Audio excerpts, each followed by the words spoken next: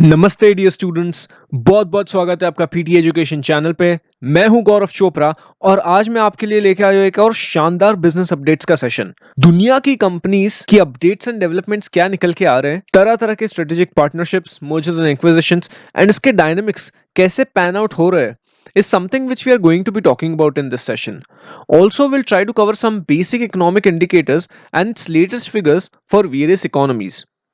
ठीक है, तो आप बने रहिए मेरे साथ इस वीडियो के एंड तक। तो चलिए आगे बढ़ते हैं। सबसे पहला अपडेट जेपी मॉर्गन को निकल के आता है। तो हाल ही में जेपी मॉर्गन को करीब 920 मिलियन डॉलर्स का पेनल्टी भरना पड़ा। इस कंपनी पे इल्जाम है कि इसके कुछ एम्प्लॉयज मार्केट मैनिपुलेशन में शामिल थे। मार्केट मैनिपुलेशन क्या होता है? मार्केट मैनिपुलेशन मतलब मार्केट को लिटरली मैनिपुलेट करना, मार्केट में हेराफेरी करना। तो जेपी मॉर्गन ने कुछ एम्प्लॉयज के द्वारा स्पूफिंग करके ये मार्केट मैनिपुलेशन किया है। स्पूफिंग का मतलब होता है, सपोज एक ट्रेडर है जिसे गोल्ड खरीदना है, तो वो ऑनलाइन कमोडिटीज में जाता है एंड वो अपनी ऑर्डर प्लेस करता है एंड देन अगेन वो एक सीरीज ऑफ ऑर्डर प्लेस करता है, बहुत सारी ऑर्डर्स हाई प्राइस में प्लेस करता है ताकि ऐसे लगे कि उस कमोडिटी की डिमांड बढ़ गई है एंड फिर इसकी वजह से जो सेलिंग ऑर्डर रहती है वो भी फिर ज्यादा प्राइस में डाली जाती है बाकी के मार्केट पार्टिसिपेंट से।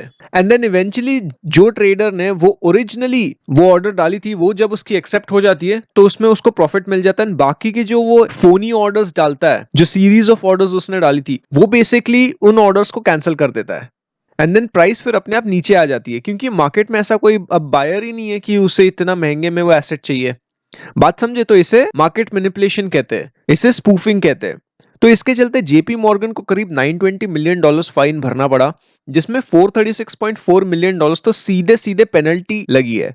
311.7 मिलियन डॉलर्स उन पार्टीज को जाएगा जिसके साथ ये अनफेयर डीलिंग्स हुई है, यानी उनके रेस्टिट्यूशन या रिस्टोरेशन में जाएगा। And the remaining 172 million dollars would be paid back for unlawfully earned profits.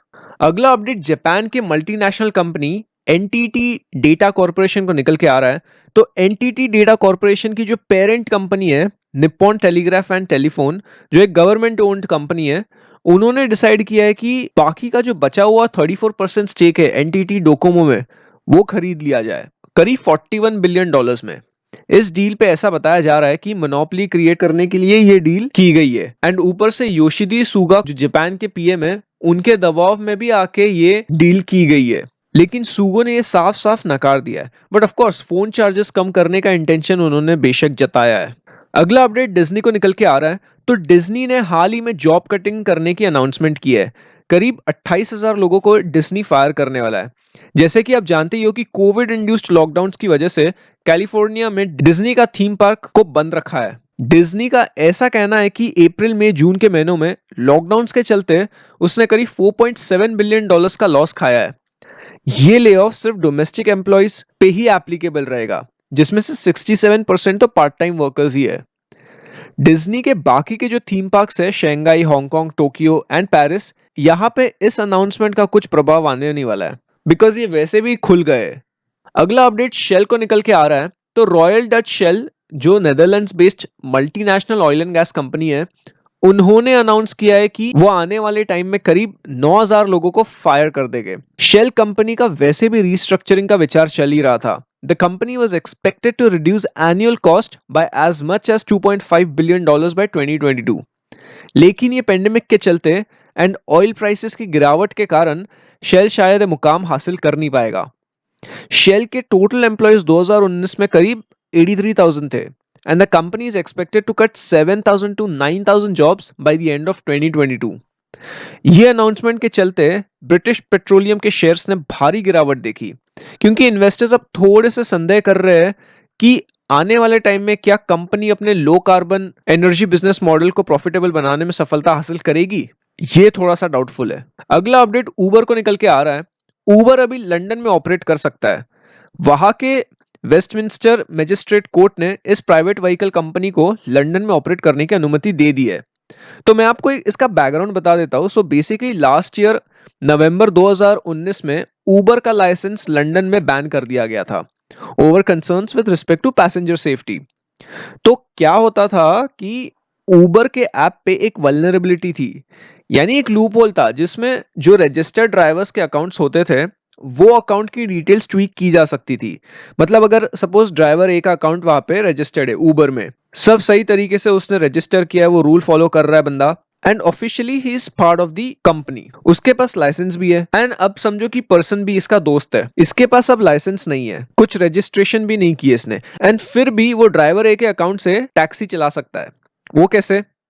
वो बेसिकली उस ड्राइवर के अकाउंट में से सीधा फोटो ही चेंज कर दे। पैसेंजर को थोड़ी समझना है कि इसका नाम क्या है, इसका नाम ए है या बी है। पैसेंजर को तो बस एक पिक्चर दिखेगी, and if the picture is not same then the unregistered drivers are driving the vehicles, right? ऐसे इंडिया में आपने कितना विटनेस किया है? क्या आपके साथ ऐसा हुआ है? मुझे कमेंट सेक्शन में बताओ।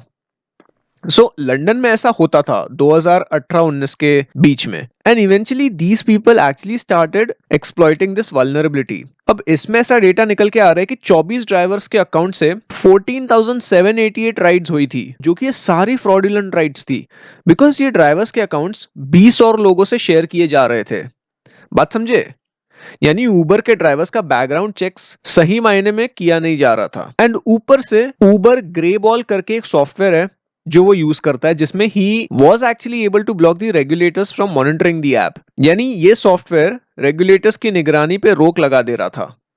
तो टीएफएल के सामने पैसेंजर सेफ्टी इशू तो पहले खड़ा हो जाता है। टीएफएल मतलब ट्रांसपोर्ट फॉर लंदन। तो ट्रांसपोर्ट फॉर लंदन, इन्होंने ऊबर का लाइसेंस पिछले साल के नवंबर महीने में रिन्यू ही नहीं किया, बट देन कंपनी ने ये वल्नरेबिलिटीज को सॉल्व कर दिया, एंड उन्होंने फिर वेस्टमिंस्टर कोर्ट में अपील की, एंड इवेंचुअली वो ये केस जीत गए।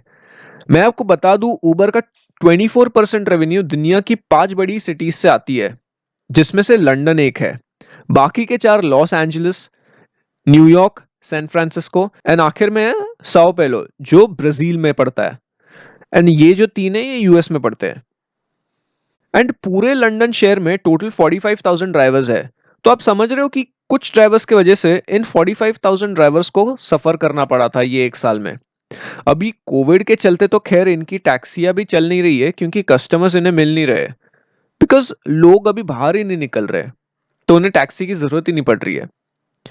एंड बाय द वे, जब वहां पे ऊबर बैन हुआ था, तो बाकी के जो दूसरे कंपनीज हैं वो लंदन के मार्केट को कैप्चर करने में लग गए थे। उसमें से यूरोप की वाया वैन एंड इंडिया को ओला, इन्हें लंदन में लाइसेंस मिला था।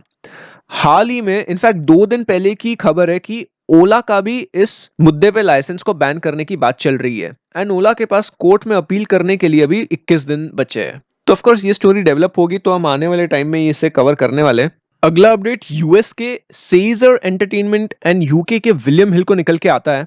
ये दोनों basically gambling and betting company है। In fact Caesars is more diverse when it comes to its business segments. ये कंपनी गेमिंग इंडस्ट्री में भी ऑपरेट करती है। तो सेजर्स एंटरटेनमेंट ने विलियम हिल को 2.9 बिलियन पाउंड्स यानी 3.7 बिलियन डॉलर्स में एक्वायर कर लिया है। जैसे कि आपको पता ही होगा कि यूके और यूएस में गैम्बलिंग एंड बेटिंग कंपनीज का ऑपरेट करना लीगल है, एंड सेजर्स एंटरटेनमेंट के मुताबिक यूएस गैम्बलिंग इंडस्ट्री के बढ़ने का पोटेंशियल आने वाले टाइम में बहुत ज्यादा है, with total addressable market up to 30 to 35 billion dollars. अब आप पूछेंगे कि टोटल एड्रेसेबल मार्केट क्या होता है? टोटल एड्रेसेबल मार्केट यानी टैम बेसिकली अवेलेबल मार्केट है जिसमें आप वहां धंधा करोगे एंड आप पैसे कमा पाओगे, तो उसे टैम कहते हैं। एंड ऊपर से कंज्यूमर के प्रेफरेंसेस भी कोविड के चलते बदल रहे हैं। Moreover, Caesar is essentially interested into William Hill's US bookmaking business, which currently has 170 retail sites in 13 different states in US. समझे? अगला अपडेट वोल्क्सवैगन को निकल के आता है। तो हाल ही में वोल्क्सवैगन ने 3 चाइनीज कंपनीज के साथ पार्टनरशिप किया है, जिसमें ई व्हीकल्स, ई मोबिलिटी वगैरह इन्हें बढ़ावा देने का ठान लिया है। तो चाइना को 2025 तक इलेक्ट्रिक व्हीकल्स की sale 25% of the total new car sales के मार्क को अचीव करना है। करंटली ये नंबर सिर्फ 5% है, यानी electric vehicles only make up about 5% of the China's total new car sales.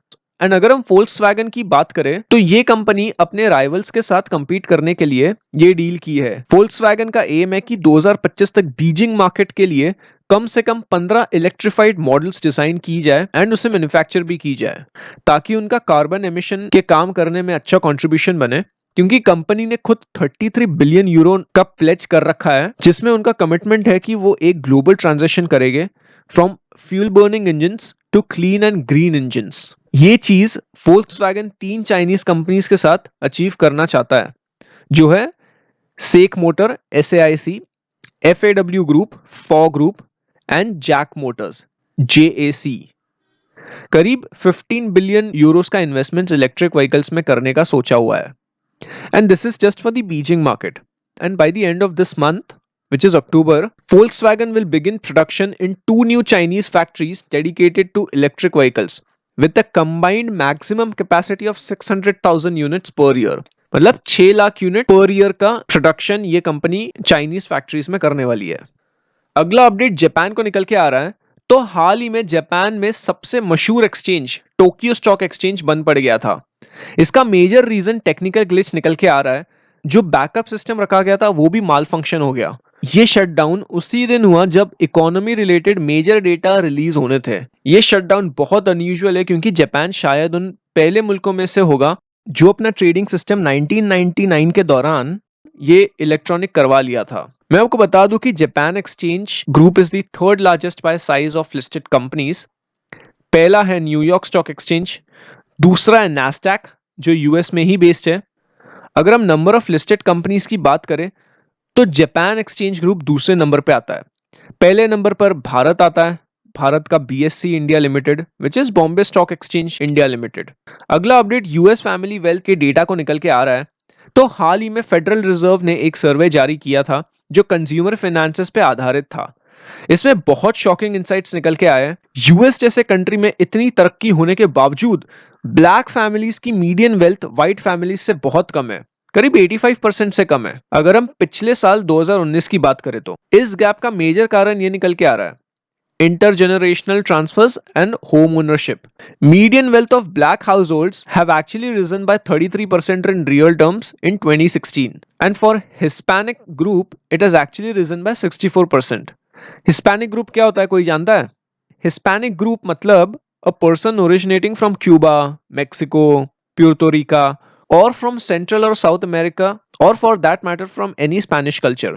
So this wealth gain for black households and Hispanic groups doesn't really compensate the loss of wealth during the 2008 recession, wherein the blacks and Hispanics were actually hit the hardest। ये यहाँ जैसे कि आप देख सकते हो wealth comparison दे रखा है whites, Hispanics, blacks and other ethnic groups के। सबसे ज्यादा इसमें वाइट्स का ही है, close to $200,000। Blacks and Hispanics का median wealth is not even $50,000, it is less than that. And बाकी के जो दूसरे एथनिक ग्रुप्स है उनकी wealth is above 50,000 but less than $100,000। अब आते हैं economic data, commodities and markets के सेगमेंट्स पे। इस सेगमेंट में हम बेसिकली डिफरेंट कंट्रीज के लेटेस्ट जीडीपी नंबर्स, उनके इन्फ्लेशन रेट एंड उन मुल्कों के unemployment rate, current account balance, budget balance, interest rates per dollar unit, then stock market के फिगर्स एंड कमोडिटीज, इन सभी पे हम एक नजर मार लेंगे। अब जैसे कि आप ये चार्ट में देख सकते हो GDP growth, inflation and unemployment rate के फिगर्स दे रखे हैं। इंडिया का जीडीपी ग्रोथ -23.9% है, इन्फ्लेशन 6.7% है एंड अनएम्प्लॉयमेंट रेट पिछले हफ्ते के मुकाबले कम हुआ है जो कि 6.7% निकल के आया है। पिछले चार्ट के मुताबिक ये करीब 8% के आसपास था। करंट अकाउंट बैलेंस इंडिया का 0.9% ऑफ द टोटल जीडीपी है। बजट बैलेंस माइनस में है, करीब -7.9%। एंड अगर हम 10 ईयर गवर्नमेंट बॉन्ड्स की बात करें तो ये इंडिया के केस में 6% है। And $1 is close to 73.8 rupees. अगर मार्केट्स की बात किया जाए तो कुछ कंट्रीज के मार्केट्स छोड़ के सभी मार्केट्स लास्ट वीक में नेगेटिव के जोन में ही रहे, जैसे कि आप यहाँ पे ये देख सकते हो। इंडिया का सेंसेक्स 38,000 के आसपास चल रहा है, positive 1.1% on a weekly basis, and ये साल में अब तक -7.7%। इनफैक्ट ये भी नंबर बड़ा है। यूएस भी पॉजिटिव जोन में आ गया है इलेक्शंस को लेके। ये याद रखिए पिछले सप्ताह के नंबर्स है, यानी ट्रम्प के कोविड की खबर को लेके इस मार्केट में कैप्चर किया नहीं गया है। तो आने वाले टाइम में शायद आप ये इसे नेगेटिव जोन में देख सकते हो। देखते हैं कमोडिटी इंडेक्स में गोल्ड $1903.6 पर आउंस चल रहा है, ब्रेंट $41.8 पर बैरल चल रहा है। बाकी के अभी ये फिगर्स मैंने आपके रेफरेंस के लिए रख दिए। आप इस वीडियो को पॉज करिए एंड इसे अच्छे से आपके रेफरेंस के लिए पढ़ लीजिए, ठीक है। एंड क्या इंटरेस्टिंग चेंज आपको लगा इन चार्ट्स में मुझे कमेंट सेक्शन में जरूर बताइए, ठीक है। सो आज के लिए बस इतना ही रखते हैं। होप आपको ये सेशन यूजफुल रहा होगा। आपको कौन सी न्यूज़, कौन सी अपडेट अच्छी लगी या स्ट्राइकिंग लगी मुझे कमेंट सेक्शन में बताओ। एंड हो सके तो इन सभी न्यूज़ को एक जगह कंपाइल करके कमेंट सेक्शन में लिख दो, ताकि बाकी व्यूअर्स के लिए ये थोड़ा सा आसान हो जाए। ठीक है, so if you like this video make sure you hit that like button, share this video with your like minded friends, colleagues, और अगर आपका कोई सवाल या सुझाव हो तो उसे कमेंट सेक्शन में जरूर बताइए। We now come to an end to this session. Here are some useful resources for you from PD Family. Make use of these. उम्मीद करता हूँ ये सेशन आपको पसंद आया होगा। नमस्ते, जय हिंद।